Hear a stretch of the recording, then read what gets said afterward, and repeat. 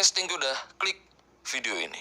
Nah, jadi aku mau ajak kalian bahas kasus yang sempat terjadi di Surabaya di tahun 2012 lalu. Kasus yang benar-benar horor banget nih ya. Sampai aku pun baru tahu ternyata kasus horor ini, semiris ini pernah terjadi di Indonesia. Yang mana ini kasus yang benar-benar naas yang dialami alumni mahasiswi pendidikan bahasa Inggris yang sempat terjebak di hubungan asmara yang gelap dengan orang ini. Yang ternyata dia ini udah beristri, bahkan udah punya 3 anak. Yang nggak masuk akalnya nih ya, dia ini sampai tinggal serumah dengan istri sekaligus pacarnya. Yang semuanya berakhir naas di dalam tabung besi ini yang dia simpan di rumahnya yang ada di Surabaya. Tapi karena semua yang terjadi pasti ada sebab akibatnya, makanya nih ya, kasus ini harus banget kita bahas di sini dengan harapan ya kisah dan kasus ini nantinya bisa dijadikan pembelajaran dengan harapan kasus-kasus kayak gini jangan sampai terulang lagi, terutama buat kita-kita yang udah menjadikan kasus-kasus kayak gini sebagai pembelajaran. Oke lah, kayak gimana kisah dan kasusnya langsung aja kita bahas sedetail mungkin yang aku bisa. Tapi kayak biasa sebelum kita lanjut, kita ritual dulu ya. Jadi siapin minuman dan cemilan kalian, siapkan juga posisi ternyaman menurut kalian kayak gimana. Jadi kalau udah nyaman, udah santuy, nah jadi soal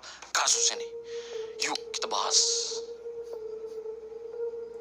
Jadi semuanya berawal dari orang ini yang bernama Emil Budi Santoso yang berasal dari Flores, NTT, yang sempat tinggal dengan istri dan 1 anaknya di sana di tahun 1990-an. Tapi setelah istri yang meninggal dunia dengan keadaan yang udah menduda, Emil pun mutusin buat merantau meniti karir ke Surabaya. Sampai akhirnya ya, setelah beberapa tahun di Surabaya, dia pun sukses jadi pengusaha ekspedisi muatan kapal laut dan juga jasa angkutan darat di Surabaya. Terus saat itu yang udah di tahun 2000, Emil pun nikah dengan warga di Surabaya yang bernama Patricia. Nah, setelah nikah ya, dia pun beli rumah ruko ini yang ada di Jalan Kapas Rampung, wilayah Tambak Sari, Kota Surabaya. Dimana di sana ya, dia pun tinggal dengan istrinya yang awalnya semuanya bebek aja. Sedangkan Emil itu disibukkan ngurus bisnisnya di Surabaya dan juga di Jogja, yang ngebuat dia pun jadi sering bolak-balik Surabaya Jogja karena kerjaan. Nah, sampai akhirnya ya, beberapa tahun kemudian, Emil pun sampai punya pacar di Jogja, yang mana pacarnya ini pemilik toko obat yang ada di sana. Jadinya, Emil pun jadi sering main ke toko obat buat nemenin pacarnya di sana. Nah, tapi hubungan Emil dan pacarnya pun gak bertahan lama yang akhirnya mereka pun putus. Nah, tapi biarpun udah gak ada hubungan ya,